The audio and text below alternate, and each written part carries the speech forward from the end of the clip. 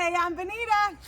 And I'm Drew. And we're the Goodwins. That's right. We've been married for 25 years. Wow, 25 years. That's a long time. Yep. We have 5 children. That's Uno, right. dos, tres, cuatro, cinco.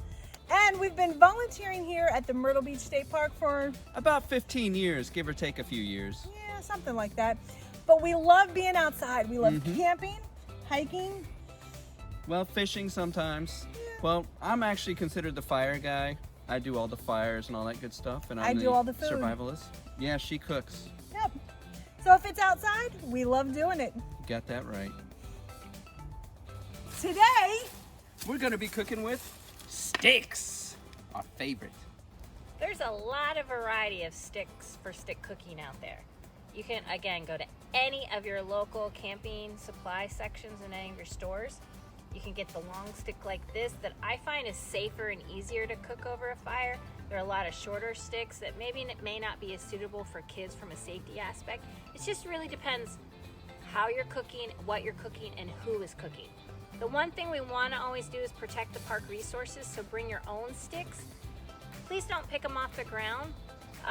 We want to, again, protect the park resources, but keep in mind also, what if somebody picked up something that looked like a stick, but it was poison ivy, and you're cooking with that?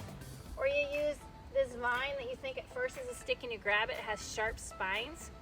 You know, a lot of these things can be dangerous. You don't always know, if you don't know what kind of stick you're cooking with, you could get very sick. So just bring your own stick and be prepared and protect our parks. we're getting ready to do some cinnamon rolls on a campfire stick to put over the fire. Now, some people like to take this and they'll just stick it right on through and put it through like this on there. But the experience I've had is sometimes it starts to mess up and fall apart and things like that. So what we're gonna do is we're actually gonna unravel this a little bit. And we're just going to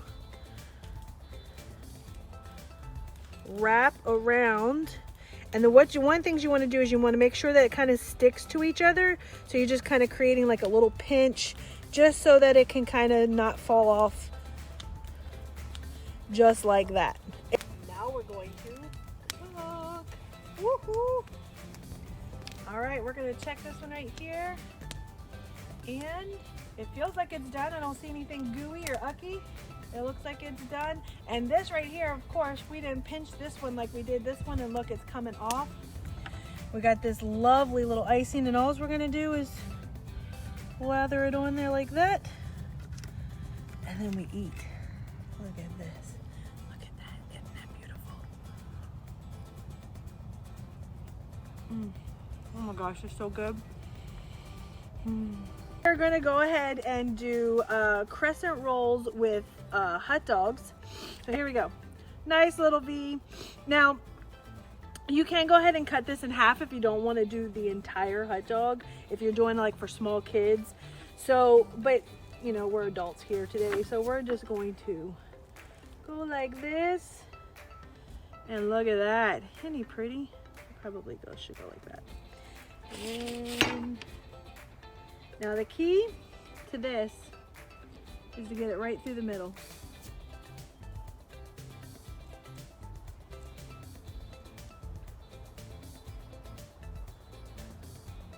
Come on. And this is called outdoor cooking because sometimes, guess what? It doesn't want to work like you want it to. There we go. There we go. And then I'm gonna smoosh my my crescent roll back up there. Voila. And the best part about these is you can do 2 at once. Ooh, I'm so excited. Another way of doing the crescent rolls with the hot dogs is doing cheese. So what we can do is we can go ahead and put just a little bit of cheese right on there, and then go ahead and wrap that hot dog up inside of it. And everybody makes fun of me of how I say it. I say hot dogs. So I'm trying to be very careful not to say hot dog. It's a hot dog. And then you can also take these and you can make chili and dip it in chili or spread some chili on top of it once you're done cooking it. So when you cook these, you don't want to get them too close to the fire because they might burn. And we're just going to kind of rotate these things just a little bit here to get a good even cooking on these hot dogs. I don't know if you can see it, but I'm not really close to the fire because I don't want these rolls to burn. You can see they're starting to bubble up a little bit. The fire's doing its job. We're finally outdoor cooking.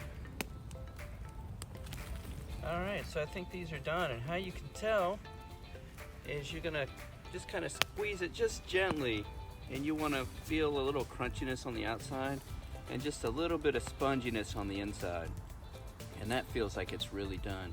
Better than a hot dog roll. Oh my gosh, that's so good.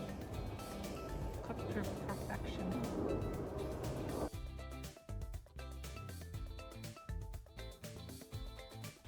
We are getting ready to go ahead and make some chocolate eclairs. Now, I know you're thinking, how do you do chocolate eclairs over a fire? Well, it's simple. This right here is a nice little broomstick. The broom had broken off, and so I saved it because I save everything. My poor husband, you know. And anyways, we put aluminum foil over the top of it so that things don't, because you don't want it, it's gross. So we're just gonna stick it with the aluminum foil. We've got crescent rolls, dough. So we're gonna take this off, and I'm just going to kind of make it a little bit bigger, because what we're gonna do is we're gonna create what that eclair looks like. So we wrap, and we pinch together, and we make it go like this. And then we have to add another one because eclairs are a little bit bigger. And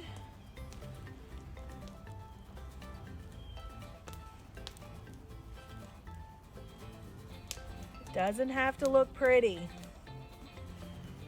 Just make sure there are no gaps or holes.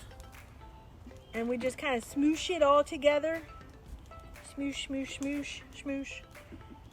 And then we're gonna stick this over the fire. All right, so now we're gonna cook our crescent roll for our eclair, and we're gonna kind of get it close to the fire, but not too close, because we don't want this to burn. We want this to turn a nice golden brown. And as you're doing this, you want to constantly rotate it. Maybe stopping every few seconds to get one side done, and then rotating just a little bit. This is only gonna take a few minutes, really. But when it's done, it's gonna be delicious.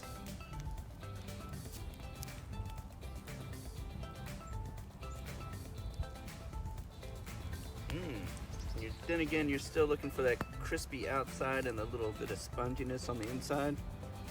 That's perfect, just like everything I make. Our eclair is off the fire, and as you can see, this is a perfect little one. We got a nice big hole. So what we're gonna do is we're gonna take vanilla pudding, and you can do whatever you wanna do. You can do chocolate pudding, you can do caramel pudding, it doesn't really matter. And we're just gonna fill up the little hole with the pudding.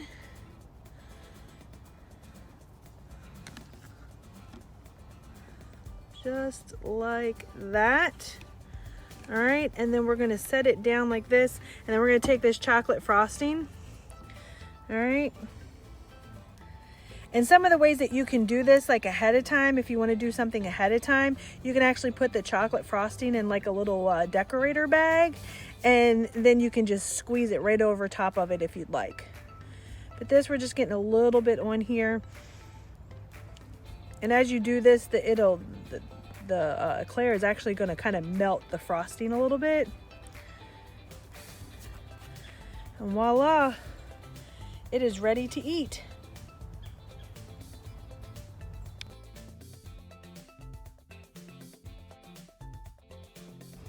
Another idea instead of dessert is try a meal. So I just cooked up any types of vegetables that you want. And I also added chicken, but I have spinach in there and mushrooms and garlic and onions. Really, everything we've been talking about. We always want to let your imagination run wild. And so I'm just gonna stuff my vegetables and chicken in here. Then I'm gonna put some cheese.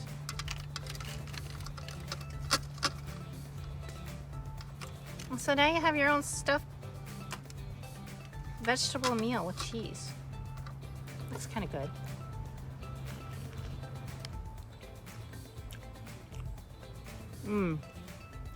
Such a simple idea.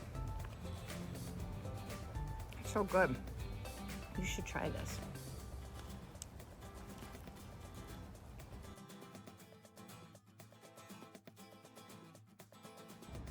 Thanks for spending some time with us, learning some outdoor cooking. We hope you learned a lot of things and had a lot of fun. Until next time, I'm Drew. I'm Bonita. And we're the good good ones. ones.